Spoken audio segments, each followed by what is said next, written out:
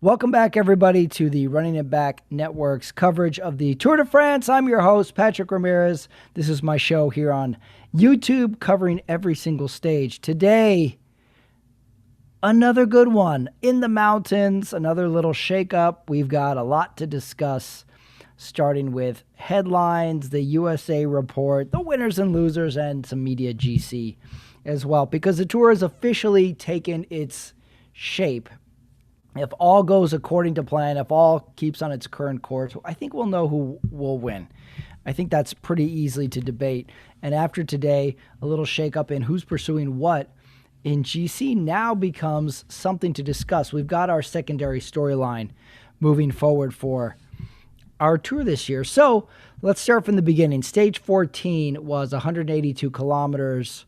Mountainous stage won by Thymen Arensman. Didn't know him before today, but that's what's great about the Tour, is that we learn these names because of great performances.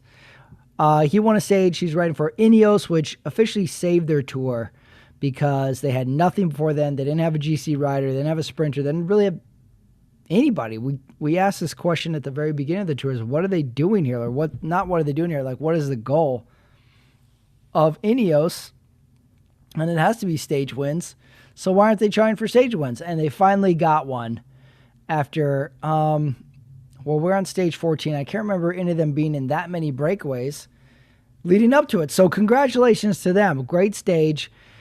And we have some details to discuss. So let's get right into the stage with headlines for stage 14. First headline, you knew it was coming. Remco Evenepoel abandons the race. He didn't look good the last 2 days, but I don't know if any of us really predicted that abandoning the race was something that was potentially going to happen for him. He didn't look good in the time trial. Obviously, he got caught. He lost time. He didn't look good the day before with getting dropped. He battled back and actually had a good finish to that stage. And then today he's dropped in the climb before the last one, and he gets in the car and he's officially out of the race. So what that means is he was in third.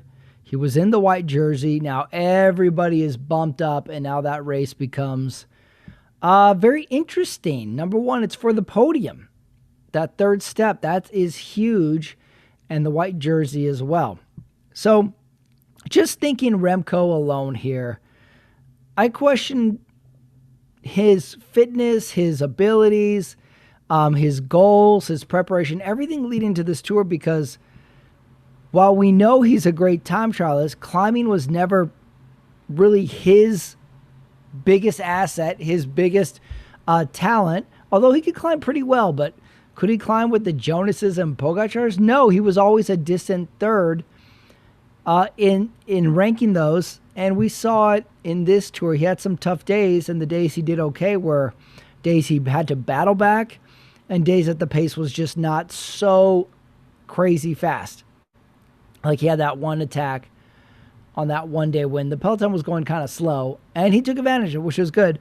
And I said yesterday that maybe he should just keep waiting out these two. Eventually they'll get old and retire and he can slide in. But I mean, he's just a few years younger than these guys. He's not that much younger. And is he really have the makeup as a Tour rider? I think he has some maturing to do as far as his preparation, whether it's weight going into the Tour and climbing. We know he can time trial. His tactical sense has never really come into play in the Tour because it's just, you're just going uphill and you just hang on. He hasn't had to use his team for anything. He hasn't had to rely on his team for anything. And the team itself, Soudal, have they really supported him? Have they really focused on the Tour like they should, like the other teams do? And now we'll hear rumors that he's leaving the team. Red Bull, possibly. And then lastly, is Remco just a rider who can't win the Tour? Is it just too much pressure? Is it too much on his plate? The preparation of it all, the 21 days, the competition, I don't know if he has the head for it. He's very young. He's very hot-headed. If you watch the Netflix docuseries of last year's Tour, he just seems like a kid who has just been good at any sport he's done since his whole life, and everybody's catered to him. And he has this attitude that at best is very competitive, at worst is very childlike. So Remco abandoning the tour is a big loss for Remco in general, but also the cycling fan, because this was one of those names like this is going to be our guy for the next 5 to 7 years. He is going to be competing, and today, he was at a very low today, climbing off the bike and getting in the team car, abandoning a race like the Tour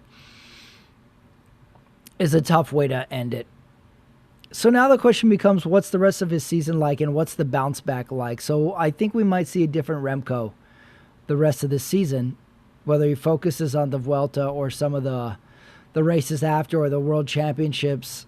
It'll be interesting to see how he prepares the rest of his season. Don't forget, he did have that nasty crash early in the season that had him off the bike, so his preparation was different, but I feel he came into the Tour in good shape. Now, remember, from the Dauphine, we didn't really see anything that would make us think that he was a threat in the Grand Tours, but he was good. He could time trial really, really well, and maybe that's what disguised the non-ability to climb day after day with him. But the Dauphine, he was good. So do we honestly think he was going to be better for the Tour given the competition of Pogačar and Jonas? I think we all talked ourselves into him. I think I did, thinking that he would be a worthy candidate for third and maybe compete for second, or to see how he could stack up against the next tier up. And he got third last year.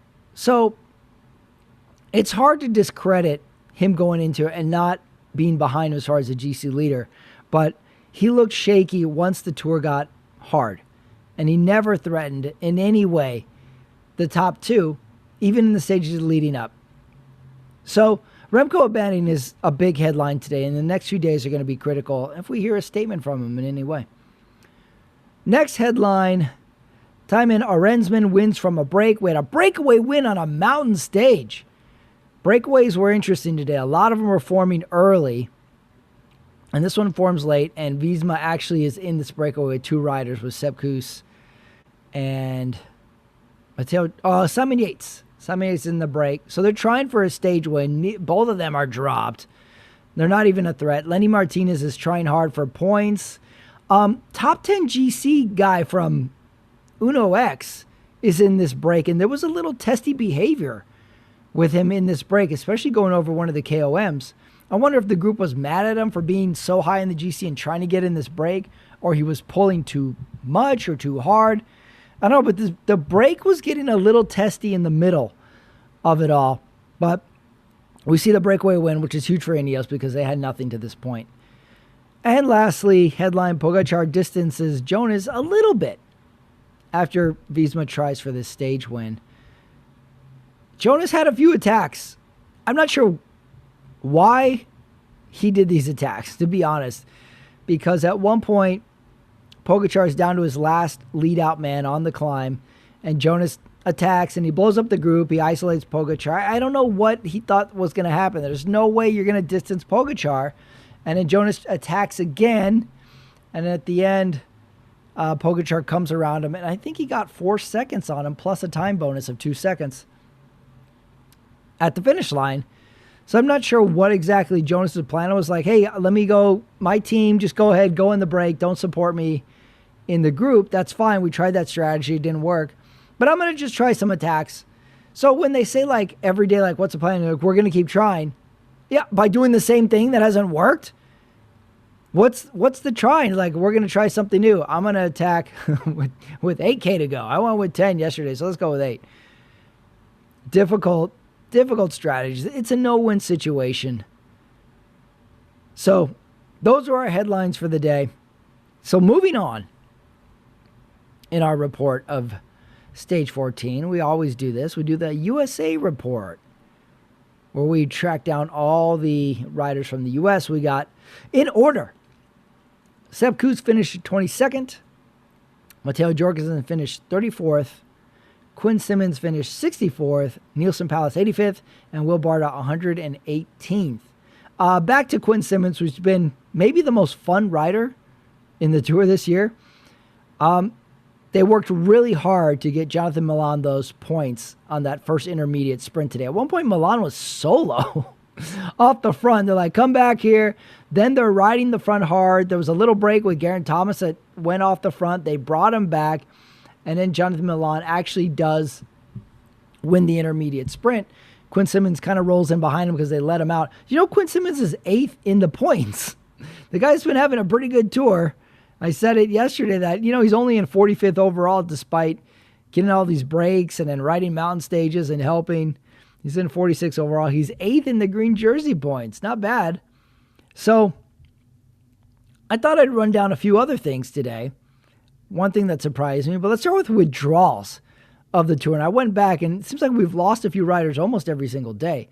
Withdrawals of the tour today were Remco, of course, Scarabos from Lido Trek, which was their GC guy, I think initially, or at least a stage threat guy. He's gone.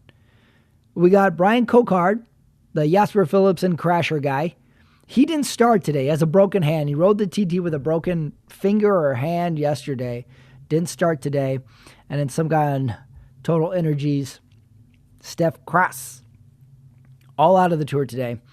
And then I'm perusing down the list of classification jersey winners, and I always knew of the tour leader, the green points jersey, polka dot, young rider.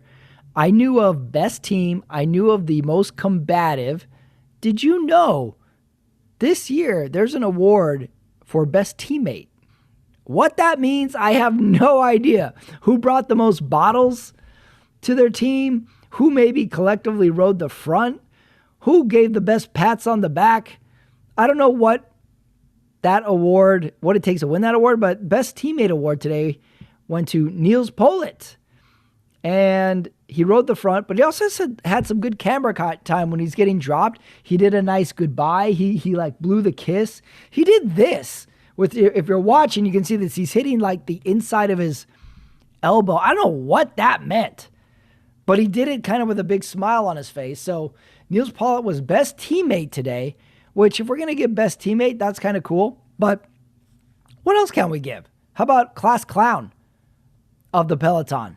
That'd be cool. Biggest douche of the Peloton? That'd be a fun award. You know, let's just keep going. Most annoying?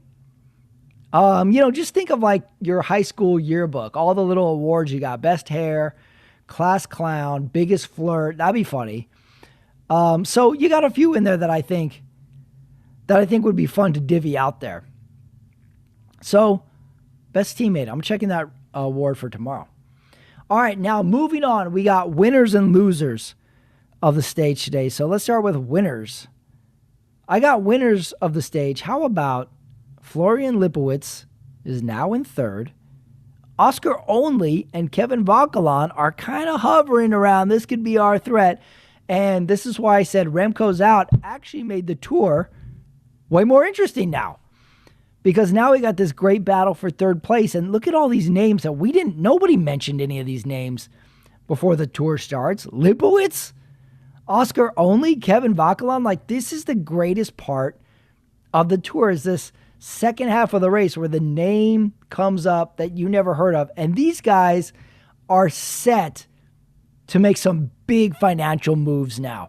We're talking sponsorships coming through. I don't know about if any of their contracts are up, but they're going to be highly desirable riders. Make sponsorships, so much press. It's going to be huge for these 3 guys. And the battle's not over. We get to watch them every single day. All 3 of them had a decent day today. Not one of them has kind of hit the wall and cracked and succumbed to the pressure. Tomorrow's a hilly-ish day, but then don't forget, then there's a rest day. Then you got Ventoux. Mel Ventoux after a rest day if I'm thinking logically, somebody's going to drop on that day. But the way this tour is going, maybe none of them drop. Maybe they all fight on Ventoux. So they were winners today with the Remco drops. All of a sudden, guess who's in that prime position now to fight for 3rd? Other winner of the day, did you see this? As Remco is climbing off the bike or about to, he gives his water bottle to some little kid. So how about the kid who got Remco's bottle today? winner of the day is like, hey, did you get Remco's abandoned bottle? Yes, I did. But in true Remco fashion, he's such a destroyed man. At one point, the camera is getting right in his face, and he's trying to like wave off the camera, like, get out of here. Get out of here. Don't look at me. Don't look at me abandon the race. Like, what do you want? He's a cameraman, Remco. The more you do, the more he wants to film it. He's a young guy. He doesn't fully get attention in media and cameras and stuff like that. But let's give him a pass because he's at a very low point. He's destroyed.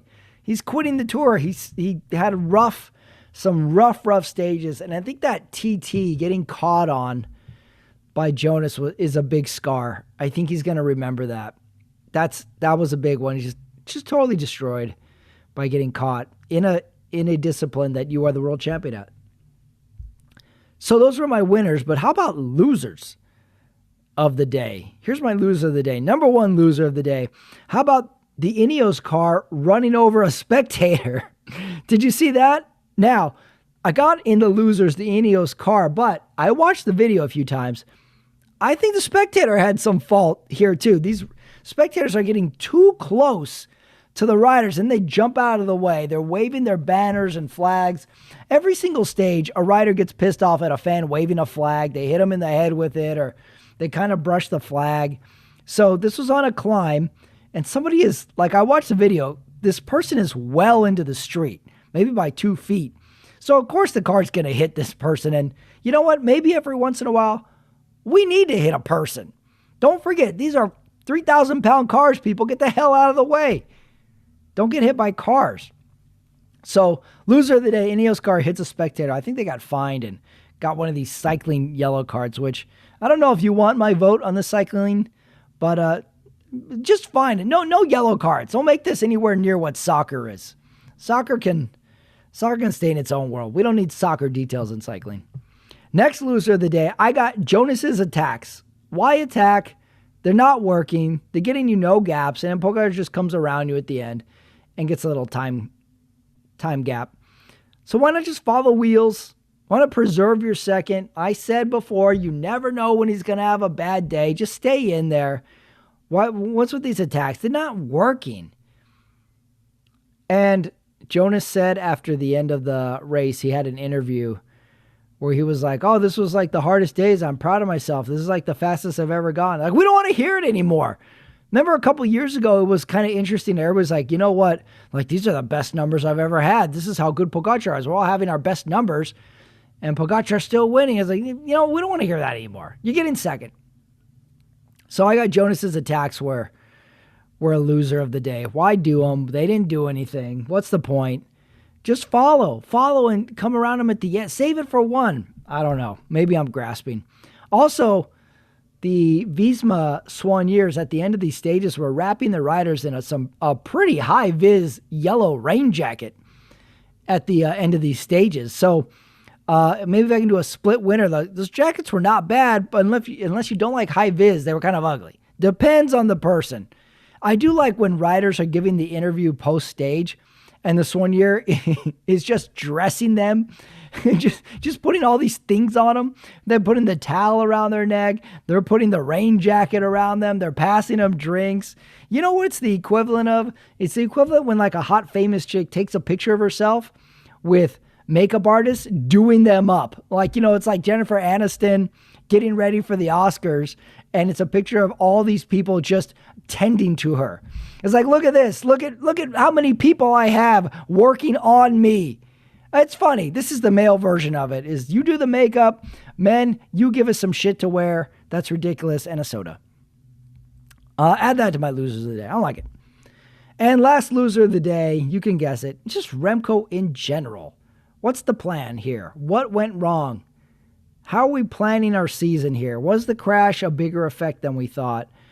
And I always liked Remco, but I think his young man about town, I'm an awesome rider, I'm an awesome athlete. I think it's over for me. I think it's time he needs to grow up. I don't know why. Maybe it sounds a little critical, but the Netflix doc did it for me. Just the buzzing around cars, honking the horn, yelling out the window. This is shit high schoolers do. But Remco kind of is a high schooler. You have to think with these young athletes that have been phenomenal from a young age and have been in the pipeline to be a pro cyclist or athlete, their growth gets a little stunted, especially because everybody's been telling them since they were a child that they will be the greatest thing ever. Oh, you're so great. You are the best ever. You're going to be even better. And then you start to as a little kid, he's like, yeah, I am pretty great. I don't want to do that. This is how I do it. I got Remco in general.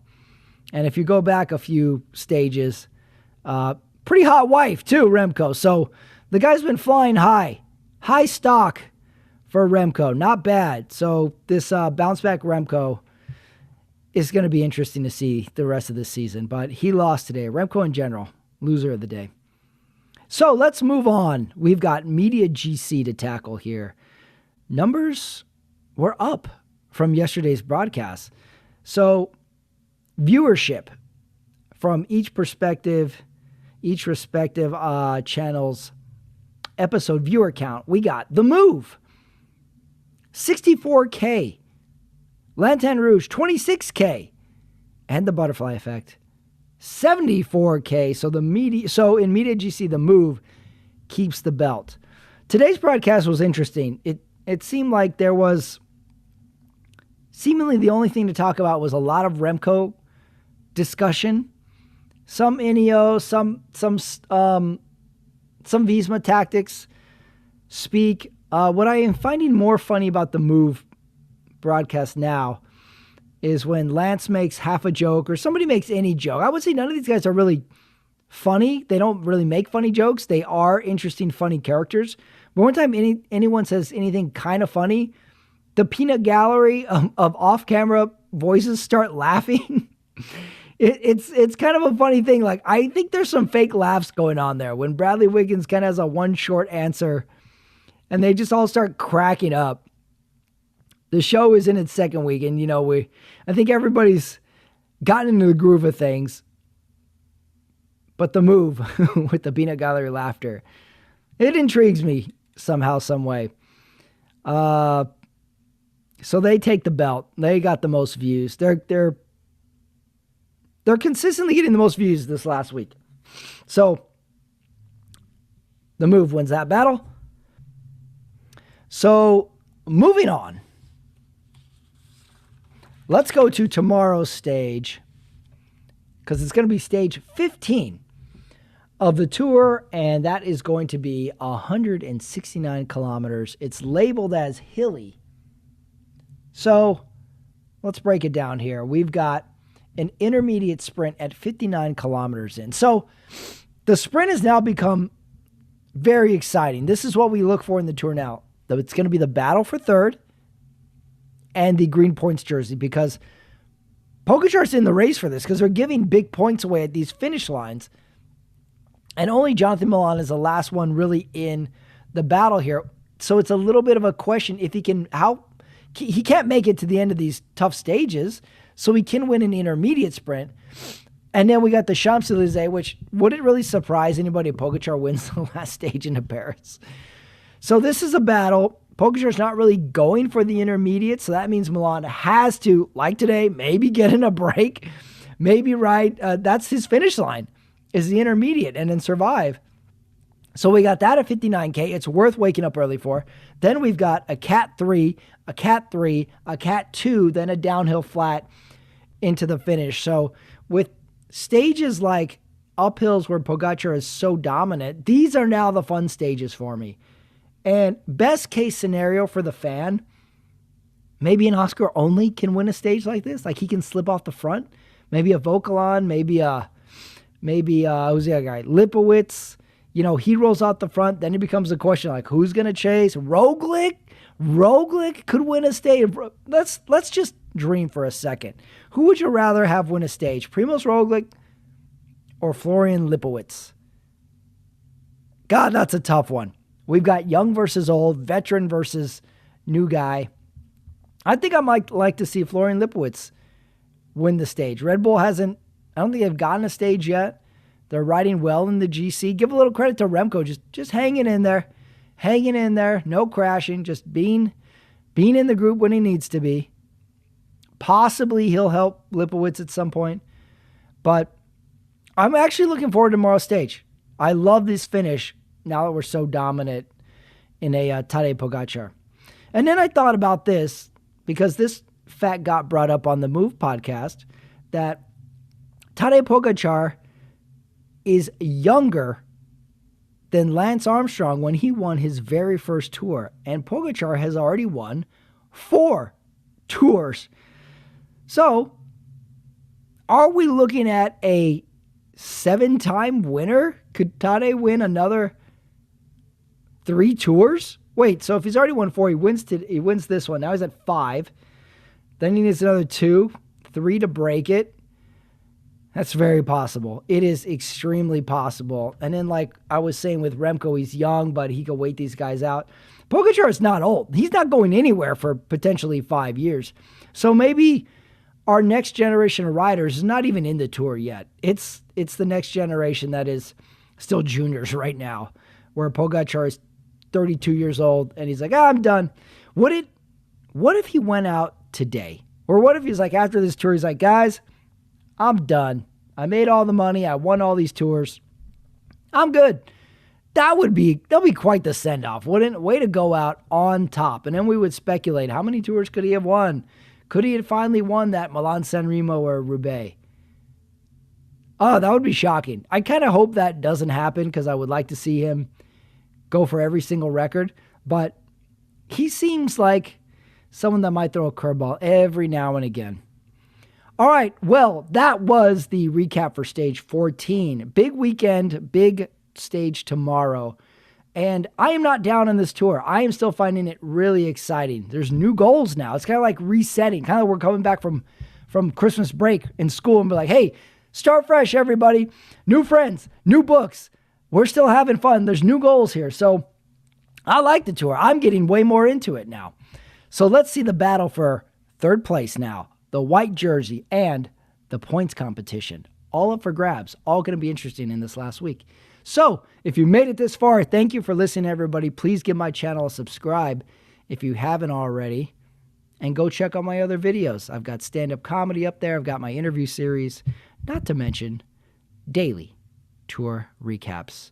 It's been a great tour so far. Enjoy your Sunday, and I will see you tomorrow for the recap of Stage 15. Have a good night.